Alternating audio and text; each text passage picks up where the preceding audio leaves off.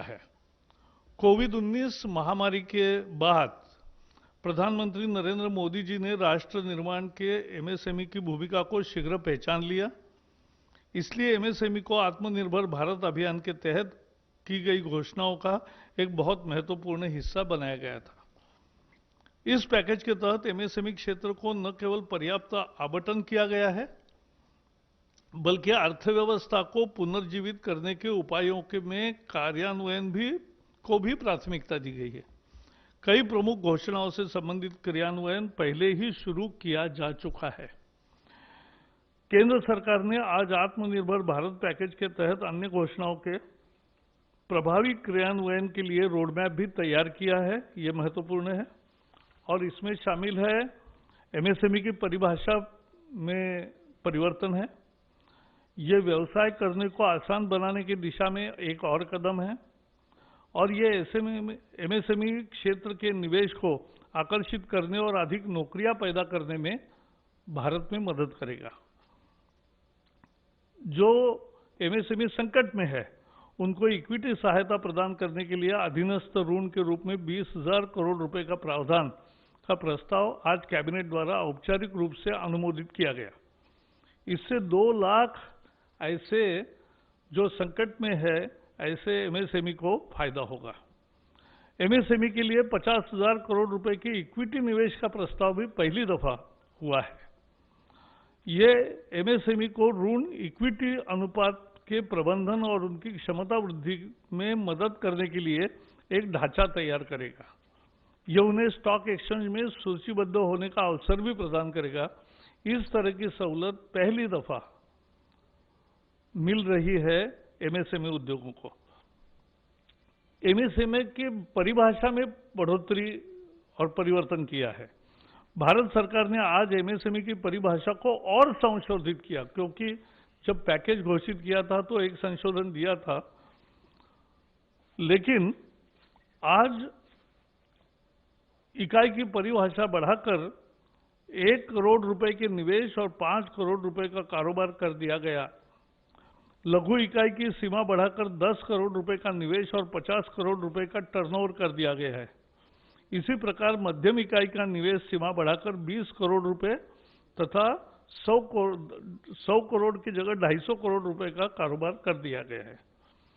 गौरतलब है कि 2006 में एमएसएमई डेवलपमेंट एक्ट के अस्तित्व में आने के 14 साल बाद यह संशोधन हुआ है।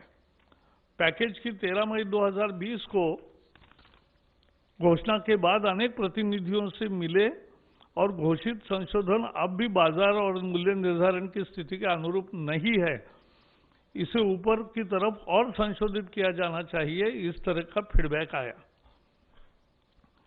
इन आवेदनों को सुनते हुए प्रधानमंत्री ने मध्यम एवं मैन्युफैक्चरिंग सेवा इकाइयों की सीमा को और बढ़ाने का निर्णय किया। अब यह 50 करोड़ रुपए का निवेश और 250 करोड़ रुपए का कारोबार की सीमा होगी। यह भी निर्णय लिया गया है कि निर्यात के संबंध में कारोबार को एमएसएमई के इकाइयों की किसी भी श्रेणी के लिए टर्नओवर की गणना में नहीं गिना जाएगा, चाहे वो सूक्ष्म हो, लघु हो या मध्यम हो। शहरी और आवास मंत्रालय ने विशेष सूक्ष्म ऋण योजना शुरू की है। इसके जरिए रेडी पटरी वाले, ठेले वाले, छोटा दुकान जो बिठाते हैं, सड़क पर माल बेचते हैं, उनकी क्षमता और उनका काम चले इसके लिए ज्यादा ऋण उपलब्ध कराने के फैसला किया है। ये योजना लंबे समय तक चलेगी क्योंकि कामकाज फिर शुरू कर सके और अपना जीविकोपार्जन सही तरीके से कर सके। इस योजना के 50 लाख से अधिक पटरी सामान बेचने वाले ठेला वाले, हॉकर और रेडी पटरी वालों को लाभ मिलेगा। इनके द्वारा क्या क्या बेचा जाता है मालूम है आपको? सब्जी है, फल है, तैयार खाद्य पदार्थ है, चाय, पकोड़ा, ब्रेड, अंडा, कपड़ा, चप्पल, किताब, स्टेशनरी की आपूर्ति, बहुत सारे वस्तुएं यहाँ बेची जाती है, हम खरीदते हैं। इसके अंतर्गत सलून, मोची, लॉन्ड्री और पान की दुकानें भी आएगी। भारत सरकार कोविड-19 के दौरान इनके समक्ष आई परेशानी के प्रति संवेदनशील रही है इसी के तहत इन्हें तत्क्षण सहयोग हेतु ये ऋण की योजना शुरू की गई है ताकि अविलंब ये अपने व्यापार को गति दे सके। स्थानीय शहरी निकाय इस योजना में क्रियान्वयन में महत्वपूर्ण भूमिका बजाएगा। शायद भारतीय इतिहास में पहली दफा आजादी के बाद ऐसा निर्णय लिया गया है, जबकि फुटपाथ दुकानदारों और रेडी ठाने वालों को, चाहे शहरी क्षेत्र या ग्रामीण क्षेत्र के हो, इस योजना के तहत इन सभी लोगों को, वर्गों को 10,000 रुपए का ऋण दिया जाएगा। इसे वो मासिक किस्तों में अधिकतम 1 वर्ष के अंदर वापस लौटा सकते।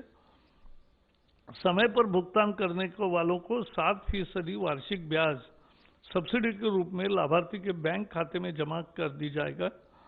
इसमें किसी तरह का दंड का प्राविधान नहीं है। इस पहल से इन वेंडरों एवं अन्य विक्रेताओं को आर्थिक उन्नयन में मदद मिलेगी। इस योजना के क्रियान्वयन में किसी तरह की कठिनाई ना हो तथा जिन्हें इसका लाभ मिलना है उन तक यह सही ढंग से पहुंचे, इसके लिए मंत्रालय, बैंक एवं स्वयं सहायता समूह की अहम जिम्मेदारी एवं भूमिका तय की गई है। साथ ही इसके क्रियान्वयन में पारदर्शिता रहे, इसके लिए पोर्टल, मोबाइल ऐप भी तैयार किए गए हैं। सशक्तिकरण के लिए टेक्नोलॉजी का उपयोग अन्य काम में भी करने का फैसला हुआ है। योजना के पूर्ण क्रियान्वयन एक वेब पोर्टल के साथ एक डिजिटल प्लेटफॉर्म, मोबाइल ऐप विकसित किया जा रहा है। यह प्लेटफॉर्म विक्रेताओं को औपचारिक वित्तीय ढांचे के साथ एकीकृत करने के लिए it will be yet another financial inclusion, यह आईटी प्लेटफॉर्म मदद करेगा।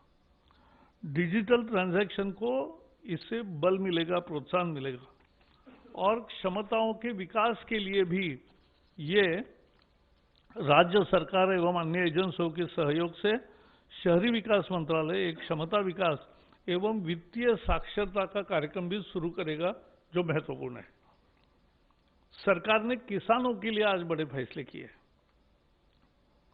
जो पहले पैकेज के समय नहीं बताया था, लेकिन आज पहले नया फैसला है और बहुत महत्वपूर्ण है कि न्यूनतम समर्थन मूल्य उसकी कुल लागत का 1.5 गुना ज्यादा रखने का अपना वादा सरकार पूरा कर रही है। खरीफ फसल 20-21 के 14 फसलों के CACP आधारित न्यूनतम समर्थन मूल्य जारी कर दिया गया है, जिसकी जानकारी तोमर जी बताएंगे।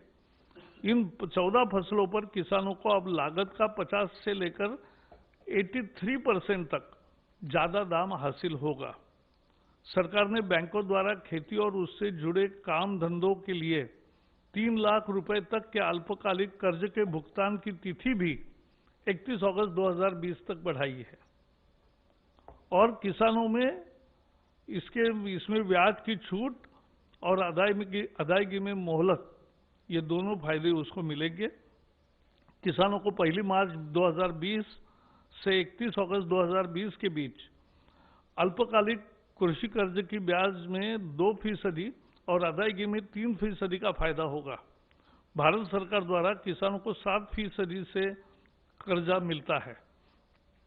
इसमें 3 लाख रुपए तक के लोन पर 2% बैंक ब्याज की छूट सरकार देगी और समय पर भुगतान पर 3% का फायदा मिलेगा।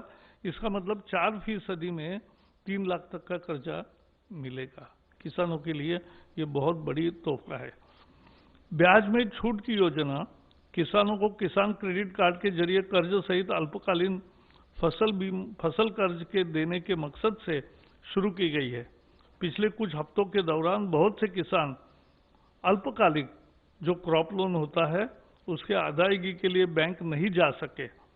इसको ध्यान रखते हुए कैबिनेट ने जो निर्णय किया है उससे करोड़ों किसानों का लाभ होगा। गरीब ही इस सरकार की सर्वोच्च प्राथमिकता है और इसलिए कोरोना वायरस महामारी के दौरान लॉकडाउन की शुरुआत से ही सरकार सबसे ज्यादा गरीब लोगों की जरूरतों को